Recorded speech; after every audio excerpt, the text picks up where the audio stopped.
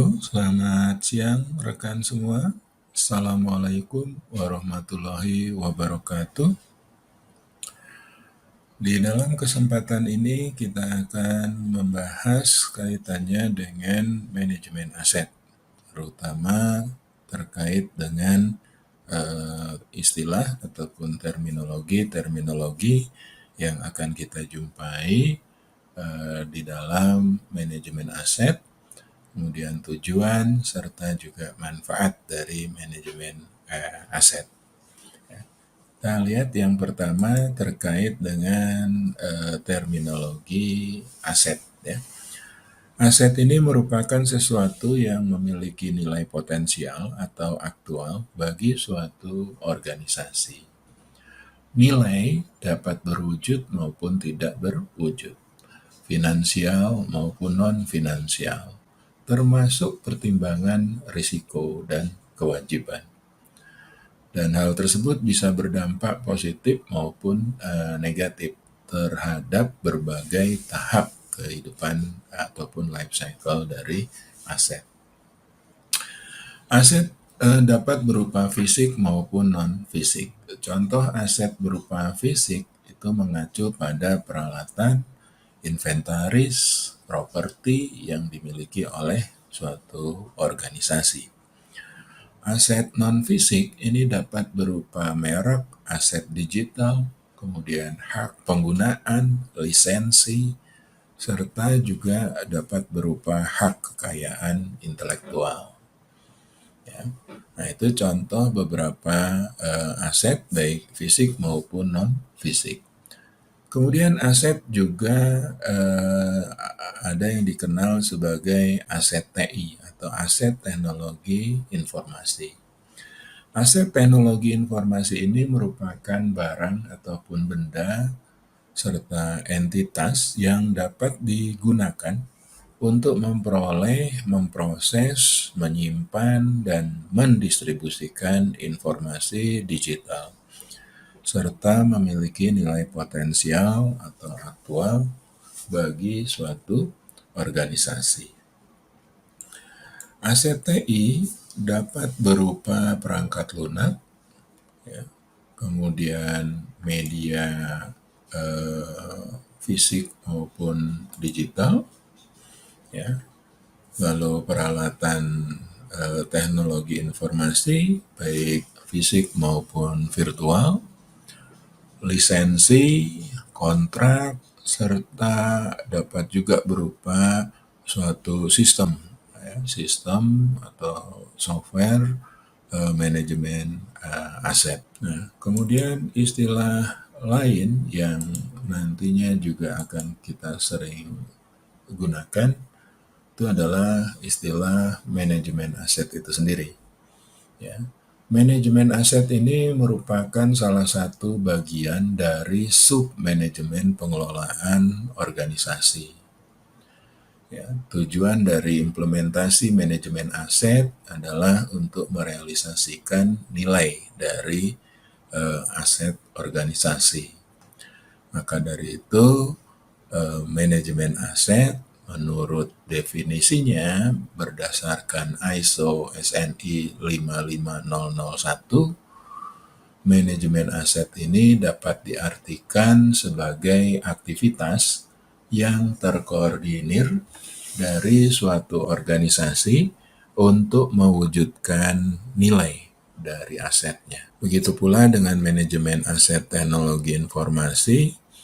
Ini adalah suatu aktivitas yang terkoordinir dalam suatu organisasi untuk mewujudkan nilai dari aset TI yang dimiliki oleh organisasi tersebut. Kemudian istilah lain yang akan sering digunakan itu ada sistem manajemen aset. Sistem manajemen aset ini merupakan kumpulan elemen-elemen yang saling berhubungan atau berinteraksi untuk menetapkan kebijakan, tujuan manajemen aset, serta proses-proses dalam mencapai tujuan tersebut. Lebih khusus lagi untuk sistem manajemen aset TI itu adalah suatu sistem manajemen pengelolaan aset yang berfungsi untuk menetapkan kebijakan manajemen aset TI dan tujuan manajemen aset TI. Pengelolaan organisasi itu terdiri dari beberapa bagian manajemen maupun sub-manajemen, seperti manajemen keuangan, manajemen sumber daya manusia, manajemen pemasaran, manajemen operasi, dan sebagainya. Nah, manajemen aset ini merupakan salah satu bagian dari sub manajemen pengelolaan organisasi. Sistem manajemen aset ini merupakan kumpulan elemen yang saling berhubungan atau berinteraksi untuk menetapkan kebijakan manajemen aset. Kemudian juga untuk menetapkan tujuan manajemen aset serta proses-proses untuk mencapai tujuan tersebut. Adapun manfaat yang kita bisa peroleh dalam menerapkan manajemen aset, yang pertama adalah meningkatkan kinerja keuangan. Ya, diharapkan dengan menerapkan manajemen aset ini dapat meningkatkan pengembalian investasi dan juga dapat mencapai penghematan biaya serta tetap mempertahankan nilai aset tanpa mengorbankan realisasi tujuan organisasi jangka pendek maupun jangka panjang. Kemudian manfaat lainnya dengan penerapan manajemen aset ini diharapkan dapat memberikan informasi tentang keputusan investasi aset, lalu juga dapat mengelola risiko serta meningkatkan layanan dan output. Kemudian manfaat lain menunjukkan tanggung jawab sosial dari organisasi yang menerapkan manajemen aset, serta tentunya meningkatkan reputasi dan terutama meningkatkan keberlanjutan organisasi. Dan manfaat yang utama adalah dapat meningkatkan efisiensi dan efektivitas dengan cara meninjau dan memperbaiki proses, prosedur, dan juga kinerja terhadap pemanfaatan aset, ya, sehingga efisiensi dan efektivitas itu dapat tercapai. Pengelolaan organisasi ini dapat mencakup pengelolaan semua sumber daya organisasi. Pengelolaan organisasi dapat terdiri dari beberapa bagian manajemen atau sub-manajemen. Manajemen aset ini merupakan salah satu bagian dari sub-manajemen pengelolaan organisasi tersebut. Ya, sehingga kalau kita lihat di dalam gambar ini, terlihat bahwa manajemen aset ini berada di dalam lingkaran managing the organization. Nah, untuk memformalkan implementasi dari manajemen aset di dalam suatu organisasi, maka diperlukan suatu sistem yang kemudian disebut dengan istilah sistem manajemen aset, di mana sistem manajemen aset ini akan mengelola sekumpulan aset yang masuk ke dalam aset portofolio. Ya, adapun yang dimaksud dengan aset portofolio itu adalah aset yang berada dalam ruang lingkup sistem manajemen aset. Menurut ISO SNI 55000, tujuan dari implementasi manajemen aset ini adalah untuk merealisasikan nilai dari aset organisasi.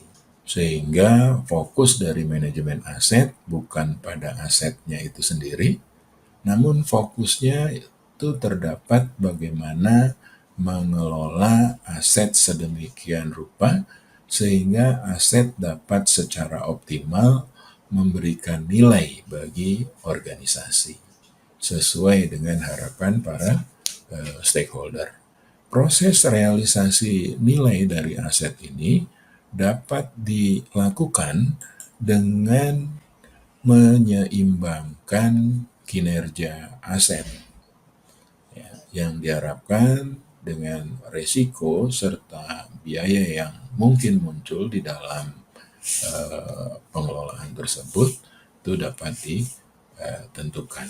Nah, proses menyeimbangkan aspek-aspek tersebut itu tidak bisa dilakukan hanya oleh satu bagian saja di dalam suatu organisasi, namun harus antar departemen dan multidisiplin. Proses pengelolaan aset ini adalah suatu cost center, ya, sehingga biayanya harus ditekan seminimal mungkin dan seringkali menyisihkan aspek risiko dan kinerja aset. Maka biasanya fokus manajemen itu lebih banyak ke proses yang terjadi di hilir organisasi, yaitu pemasaran, dan kurang memperhatikan bagaimana peran dari aset dalam mendukung strategi organisasi. Kemudian untuk mencapai tujuan dari penerapan manajemen aset ini perlu didukung melalui penyeimbangan terhadap beberapa faktor. Di antaranya adalah faktor biaya, kinerja, kemudian risiko, serta aspek-aspek fundamental dari manajemen aset. Nah, itu kurang lebih overview dari manajemen aset. Dengan pembahasan ini, kita telah memahami beberapa istilah yang nantinya akan sering kita gunakan di dalam pengelolaan aset, baik aset fisik maupun non-fisik, juga termasuk di dalamnya aset teknologi informasi. Ya. Demikian materi yang bisa kami sampaikan pada kesempatan kali ini. Ya, terima kasih atas perhatian dari rekan semua. Mudah-mudahan bermanfaat. Wabillahi taufiq wal hidayah. Assalamualaikum warahmatullahi wabarakatuh.